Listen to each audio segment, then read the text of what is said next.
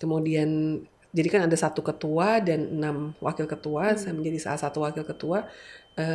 Ya itu mencoba untuk lebih banyak ke masyarakat dan mensosialisasikan penting loh bahwa adanya LPSK ini sehingga saksi korban tindak pidana itu tidak ragu-ragu lagi gitu.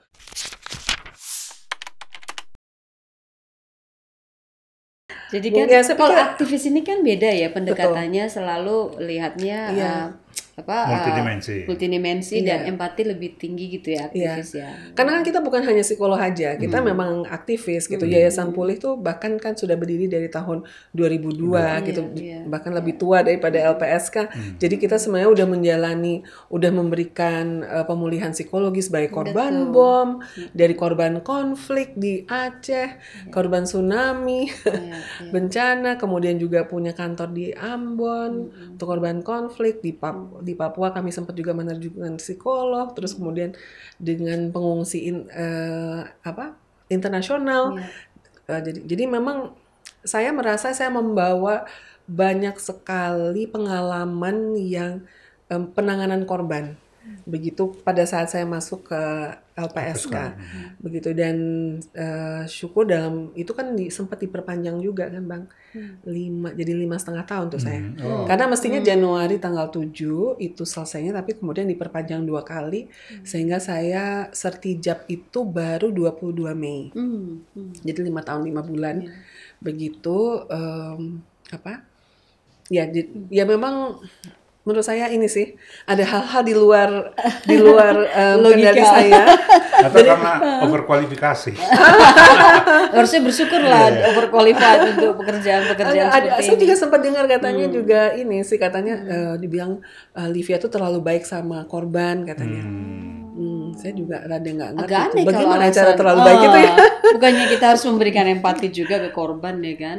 Ya mungkin pendekatan saya berbeda. Maksud saya gini, saya kan satu-satunya psikolog waktu dalam periode saya itu 2019 sampai 2024. Nah yang lain tuh staff tuh ada 7 orang tuh kalau tidak salah di awal yang sarjana psikologi, tapi mereka belum psikolog. Jadi yang punya surat izin praktek, yang bisa praktek itu adalah saya, dan saya menggunakan keterampilan dan pengalaman saya ini untuk mengajak rekan-rekan psikolog gitu untuk ininya. Tadinya pas yang menjadi psikolog rujukan tuh baru 40 orang di seluruh Indonesia di 2019, kemudian di akhir periode saya tuh hampir 400 begitu. Jadi kita gitu, dan kita kerjasama dengan ini dan memastikan bahwa panduan ini dipahami gitu kan, bahwa ada tahap assessment, ada tahap kemudian penguatan sebelum persidangan untuk menghadapi persidangan, dan kemudian pemulihan jangka panjang. Jadi kami berhasil sih, menurut saya tim ini gitu ya. Tapi ya memang berjuang sendirian dari segi psikologis, mungkin perspektifnya dianggap terlalu empatik sama korban, begitu. Karena yang lain kan banyak yang sangat ini ya, maksudnya pandangan hukum begitu. Nah sebenarnya itu yang saya di awal disampaikan bahwa LPSK tuh butuh psikolog karena itu gitu, harus ada diimbangi gitu. Nah, tapi ya lagi-lagi kalau dalam psikologi itu kan kita selalu kemudian diajak untuk apa yang berada dalam kendalimu, lakukan yang terbaik gitu kan.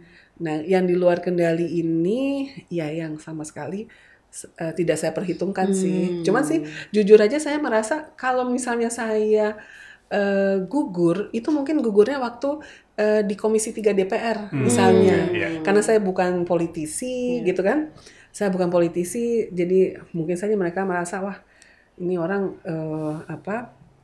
nggak inilah gitu. Nggak ada cantolan kok. Gitu. Memang waktu itu sempat saya bertanya, tapi ya pada akhirnya saya juga harus memperhatikan kesehatan mental saya, dan pada saat yang tidak lama setelah itu ternyata di Yayasan Pulih juga direktur eksekutifnya sudah habis kontraknya, sehingga kemudian saya diminta oleh board gitu ya, oleh dewan pembina dan pengawas untuk menjadi PLT caretaker begitu sampai kita menemukan direktur eksekutif yang baru. Jadi rencana saya untuk rehat ternyata memang rehat buat saya tuh lebih untuk bekerja lebih keras lagi. Mbak setelah Mbak terpilih di LPSK, Mbak kemudian kembali ke akar ya, mengurusi Yayasan Pulih. Tapi nggak langsung loh Bang. Iya. Saya harus bekerja 7 bulan. 7 Jadi bulan. setelah saya tidak masuk itu, saya harus bekerja tetap 7 bulan karena diperpanjang sampai bulan Mei. Tapi ya saya ya untungnya saya merasa bahwa sampai akhir saya sertijab itu saya tetap amanah dengan apa yang saya mengambil sumpah di 7 Januari 2019. Berarti kalau Mbak Livia nggak ada, psikolog nggak ada lagi nih di LPSK Mbak setelah ini? Nggak ada. Komposisinya sekarang nggak ada psikolognya? Nggak ada sama sekali. Nggak ada. Nah, kerjasama dengan tim yang dibangun lama ini bagaimana? Masih berlanjutkah antara LPSK dengan mereka? Belum ada lagi sih. Belum ada lagi. Agak ini ya Mbak, maksudnya ironis ya. Ini kan sebenarnya lembaga yang berkaitan dengan korban ya, korban dan saksi tentu. Tapi korban kan juga ada ditangani oleh LPSK. Nah kalau nggak ada psikolognya, bagaimana dia melakukan pendekatan terhadap korban ya? Kan lagi pula kan ada undang-undang. Psikolog rujukan kan banyak. Okay. Sebenarnya psikolog rujukan itu banyak gitu. Hanya saja memang sebagai bagian dari pimpinan tidak ada psikolognya. Jadi bagian dari pimpinan itu menurut saya menjadi sangat penting untuk soal kebijakan, soal ini sebenarnya benar atau tidak intervensinya atau apa begitu, untuk memastikan para kolega psikolog itu juga dalam bekerja sesuai koridor sesuai panduan, sesuai dengan kode etik dan lain-lain. Karena memang sempat pada saat saya di LPSK menemukan ada beberapa yang memang perlu untuk ini kan gitu, harus diajak bicara, jangan seperti ini, mestinya seperti ini, seperti ya gitu. Dan itu memang membutuhkan kemampuan untuk praktisi ya, jadi praktisi. Ya saya sih sempat menyampaikan gitu bahwa sebenarnya Yayasan Pulih siap sih untuk bekerja sama begitu untuk itu begitu. Tapi ya pada saat ini memang kami tetap menerima Yayasan Pulih tetap menerima rujukan dari LPSK sih. Nah sekarang cerita tentang Yayasan Pulih. Menurut saya ini maha penting juga, berdiri tahun 2002. Tahun 2002. Apa latar sehingga Mbak Livia dan kawan-kawan kemudian menghadirkan yayasan ini? Jadi itu sebenarnya mulai ada bahwa saya ingin mengembangkan sebuah counseling center itu sejak saya menuliskan kenapa saya melamar beasiswa Chevening yang kemudian bisa mendapatkan gitu kan. Nah di situ saya mengatakan bahwa saya ingin mendirikan counseling center untuk orang-orang yang membutuhkan gitu, karena yang sudah ada kan adalah biro-biro psikologi yang untuk bisa membayar komersil ya Mbak. Iya, nah tapi kan yang untuk yang menengah ke bawah itu kan tidak ada. Nah kemudian itu dengan adanya kerusuhan Mei, itu terjadi kerusuhan Mei itu kan saya juga baru pulang dari S2 waktu itu dari Inggris. Saya tuh merasa saya ingin sekali untuk bisa membantu korban-korban perkosaan. Waktu itu kan dengarnya ada perkosaan, saya ingin sekali membantu tapi nggak tahu mesti kemana gitu karena saya hanya kenal satu orang aktivis yang waktu itu teman bareng ke Inggris gitu ya. Siapa dia? Mbak Sita. Sita Kayam gitu. Nah, terus saya juga sempat menghubungi waktu itu kemana untuk saya mau membantu nih gitu. Tapi terus untungnya sebenarnya saya itu kemudian diundang oleh Mbak Sita juga dan untuk ini yang kemudian mengubah hidup saya juga nih, makanya saya mau cerita. Jadi setelah kerusuhan Mei itu kemudian resah, saya merasa itu adalah wake up call untuk psikolog tuh nggak hanya ada di gedung-gedung yang tinggi yang ber-AC loh, ada yang di tengah masyarakat gitu. Nah Kemudian diajak untuk workshopnya dengan Komnas Perempuan waktu itu, dibiayai oleh UNFPA, dan di situ saya seperti dibukakan akan dunia yang sama sekali nggak saya bayangkan sebelumnya gitu ya, bahwa ada gini kebutuhan psikolog-psikolog ini untuk bisa bekerja untuk korban kekerasan di seluruh Indonesia, begitu kan. Terus saya berpikir, wah ini bagus nih, dan kebetulan saya mendapat kesempatan, jadi ada tim 5 orang yang dikirim ke luar negeri, ke Malaysia, Filipina, dan ke Sri Lanka untuk melihat pusat krisis untuk perempuan dan anak.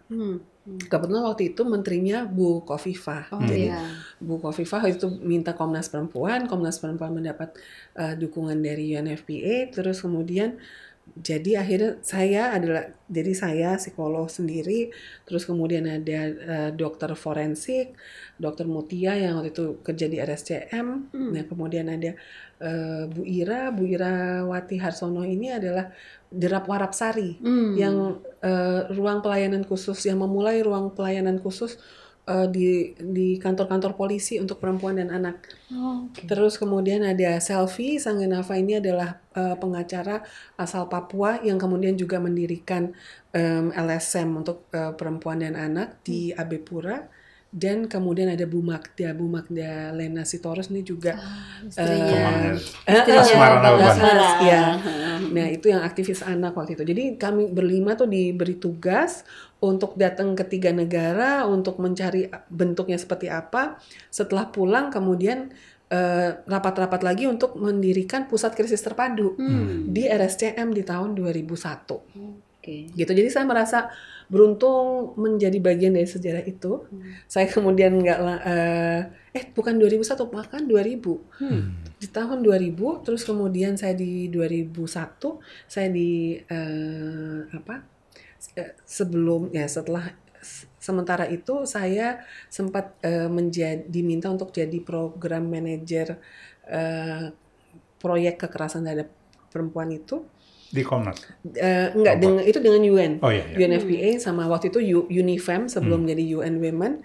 Tetapi hanya bertahan 6 bulan karena menurut saya pekerjaannya terlalu administratif. Sebenarnya saya ingin turun ke sana untuk melakukan sesuatu. Akhirnya saya diminta oleh Mbak Nana Kamala Chandra Kirana untuk membantu menjadi koordinator divisi Services for Survivors di Komnas Perempuan 2001 sampai 2002. Nah di situ dalam perjalanannya saya pergi dari Aceh sampai Papua tuh melihat ternyata memang psikolog ini masih sangat minim perannya ya, sangat minim, padahal sangat dibutuhkan begitu ya. Jadinya akhirnya kemudian ya itu selalu ditanya kemana aja tuh Mbak, psikolog tuh kemana gitu kan. Ya udah akhirnya saya bilang sama Prof Kristi, Mbak Kristi, saya bilang Mbak, kita tuh biasanya kalau misalnya ada kasus-kasus kekerasan terhadap perempuan tuh yang dicari tuh Mbak Kristi dulu, dan beliau senior saya di UI, terus kemudian baru saya. Kita perlu nih mendirikan sebuah lembaga nih. Bagaimana lembaga ini bisa mengajak anak-anak yang baru lulus gitu, yang dari UI gitu kan, Mbak Kristi kan dosen, supaya lebih melek tentang bahwa psikolog itu sangat dibutuhkan loh di masyarakat. Nggak bisa yang kita hanya ya yang tadi itu di di gedung-gedung yang tinggi dan ini. Ya itu terus akhirnya itu pada saya saat ketemu semakin intens waktu Mbak Kristi juga jadi periset di Komnas Perempuan, dan akhirnya dengan Mbak Nana Kamala Chandra Kirana kita kesempatan untuk pergi ke Afrika Selatan untuk belajar tentang bagaimana tuh Afrika Selatan mengembangkan pemulihan berbasis komunitas pasca apartheid gitu. Nah jadi di tengah itu, dan ini kemarin kan pas 9/11 ya, jadi saya benar-benar ingat 9/11 23 tahun yang lalu kita ada di baru mendarat di Johannesburg dari Durban waktu itu, kalau nggak salah Durban dan Cape Town, di mana kemudian the world is coming to an end gitu. Kita dijemput psikolog yang dari Afrika Selatan mengatakan gitu. Kamu lihat itu World Trade Center dibom dan segala macam. Kita lihat kan berkali-kali di TV. Nah, terus ya dalam perjalanan itu kemudian Mbak Kristi, Via gimana kalau misalnya kita bikin namanya Pulih? Saya bilang oke. boleh Mbak gitu, kita ini ya gitu. Nah sebenarnya tuh ada juga peran wartawan juga sih dalam supaya pulih tuh lebih cepat berdiri. Karena apa Mbak? Karena saya waktu itu diwawancara Femina. Diwawancara Femina masih ada waktu itu. Iya. Dan memang sering sebagai narasumber. Nah itu diwawancara Femina tuh saya bicara tentang pulih ini seakan-akan seperti sudah berdiri. Saya langsung aduh gimana? Dan itu wartawatinya tuh mengartikannya seperti udah ada. Jadi menulisnya tuh seperti udah. Jadi pas saya baca profil saya dan ada artikel itu, saya bilang waduh gawat ini, saya punya tanggung jawab publik. Saya harus punya tanggung jawab publik untuk bisa ya. Akhirnya kemudian mewujudkan itu. Jadi saya terus kemudian mengundurkan dari Komnas Perempuan. Setelah 1,5 tahun di Komnas Perempuan, terus mendirikan Pulih tanggal 24 Juli 2002. Jadi kami baru merayakan ulang tahun 22 tahun. Wow. Begitu. Ini kalau yang uniknya Pulih dengan LSM lain apa Mbak? Kalau nggak salah Mbak Livia pernah bilang satu-satunya di Indonesia ya kan? Ya ini saya sebenarnya banyak orang yang bilang begitu sih gitu. Maksudnya pas bilang Liv gitu, tolong jaga Pulih karena Pulih itu ya, satu-satunya seperti ini karena ini yang mayoritas psikolog gitu. Maksudnya kerjanya adalah soal kesehatan mental, soal penguatan psikososial untuk korban kekerasan, korban bencana, begitu kan, dan korban konflik. Jadi yang bentuknya yayasan itu menurut saya yang menjadikan unik.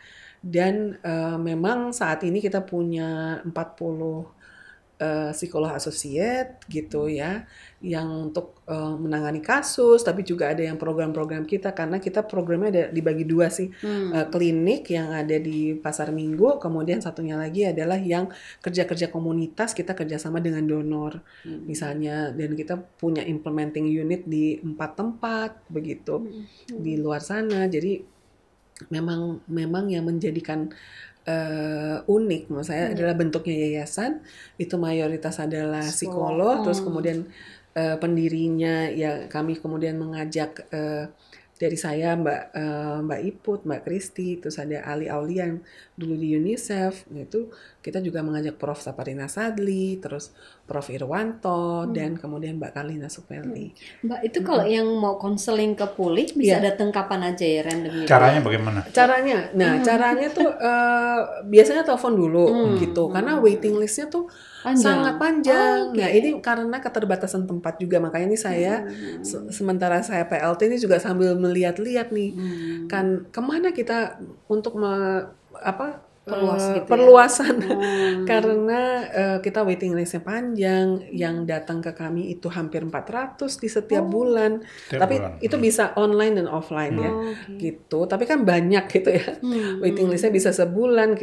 Saya biasanya yang dikomplain orang gitu. Livia itu gimana sih?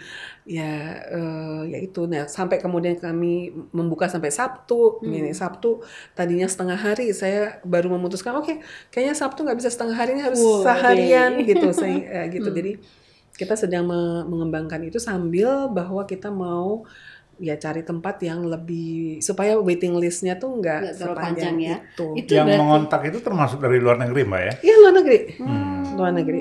Kita dan Mbak Livia kemarin berencana untuk mendirikan di Bali juga. Itu gimana tuh rencananya? Ya untuk yang lain. Jadi si Yayasan Pulih yang udah 22 tahun ini punya adik-adik.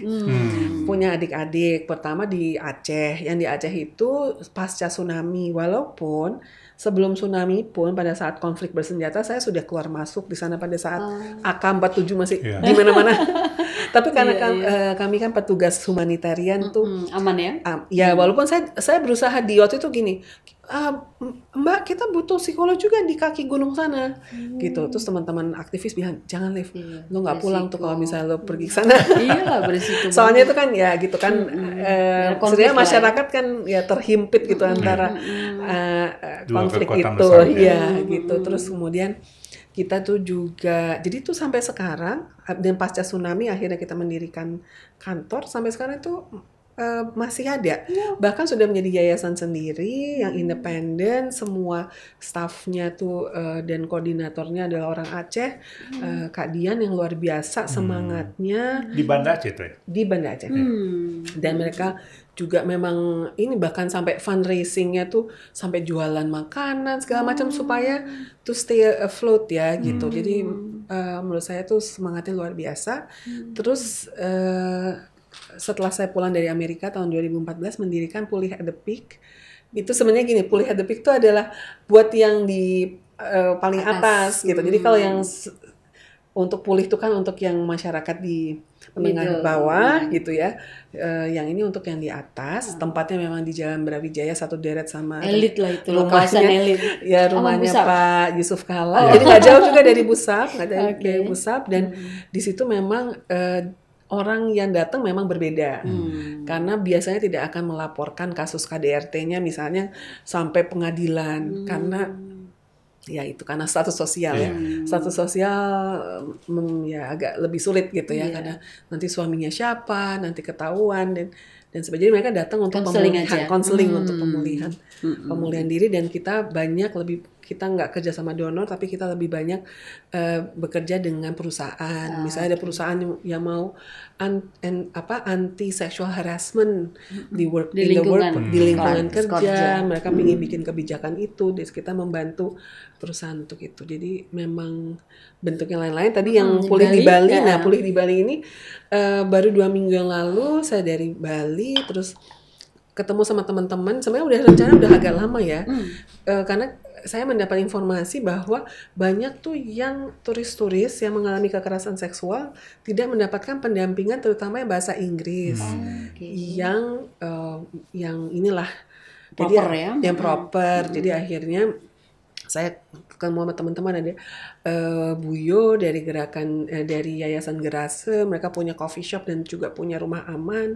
Terus ada LBH Apik Bali yang ini, dan nanti kita akan mencari volunteer yang bisa berbahasa Inggris.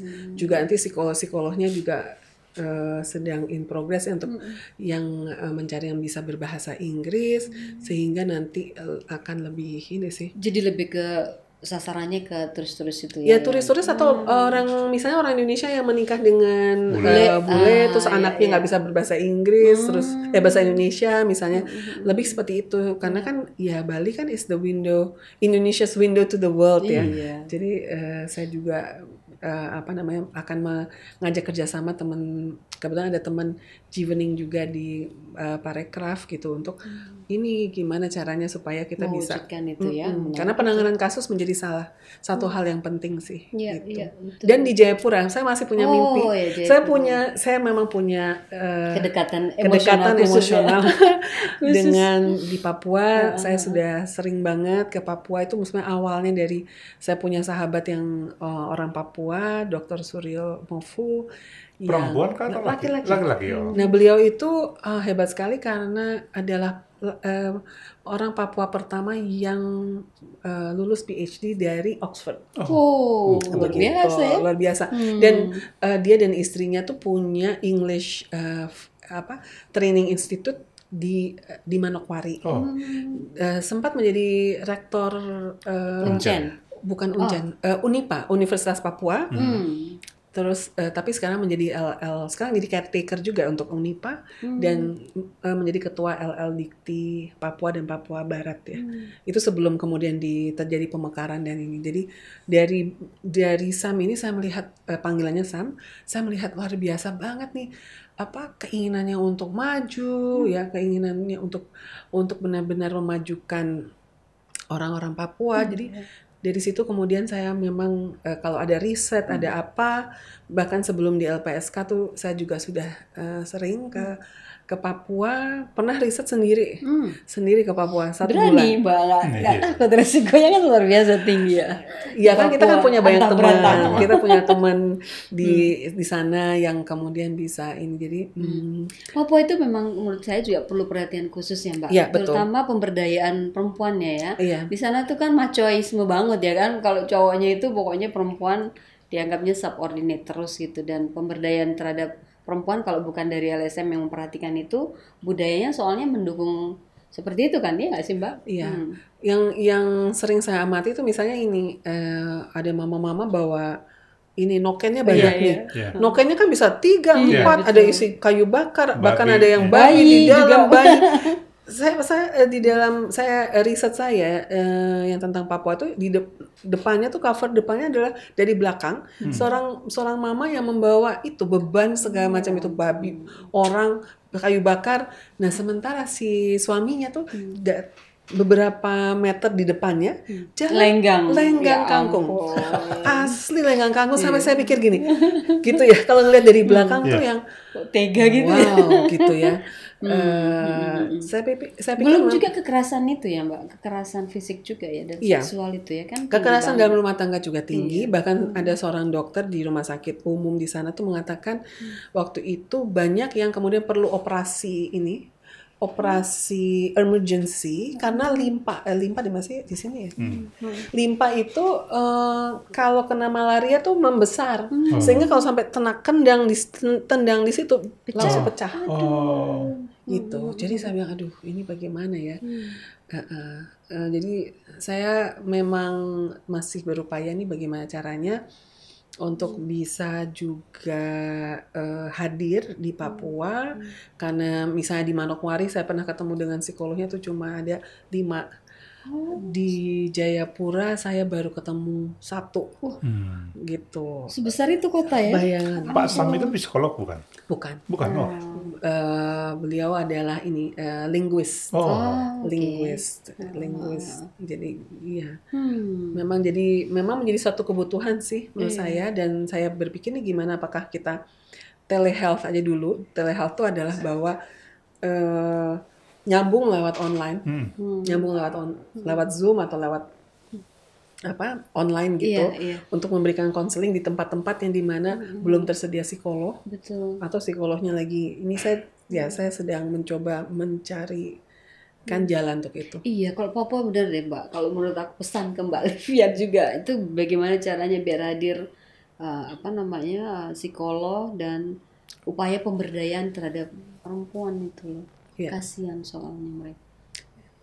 Ya itu menjadi satu PR menjadi satu PR, dan memang saya pikir ya itu harus PR seperti itu harus bersama-sama. Ya saya pikir dengan podcast ini saya bisa menyampaikan, siapa tahu ada pihak-pihak yang berminat tergerak untuk bekerja sama gitu. Tapi ya mungkin kalau dari sisi saya nih, mungkin closing statement ya. Setelah mendirikan Yayasan Pulih dan puji syukur 22 tahun masih berjalan dan malah lebih berjaya gitu kan. Bahkan di sosial media Instagram kami tuh followernya lebih dari 58.000. Wow. Iya keren. Iya, terus kemudian dengan Pulih Aceh yang juga dengan susah payah tapi tetap juga semangat teman-teman Acehnya. Pulih at the Peak ini semakin banyak juga diajak bermitra menjadi konsultan perusahaan begitu. Saya merasa bahwa Pulih Bali dan Pulih di Jayapura atau Sorong ini sepertinya kayak semakin dekat.